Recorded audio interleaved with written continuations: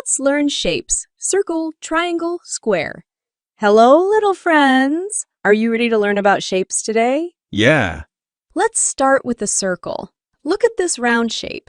It's like a yummy cookie or a big, warm hug. Now, let's discover the triangle. 3 sides and 3 corners.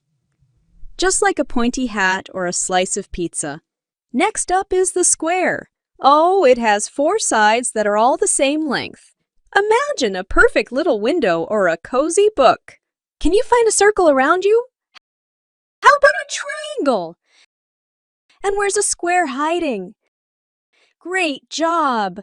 Wow, you're amazing! You've learned about the circle, triangle, and square today.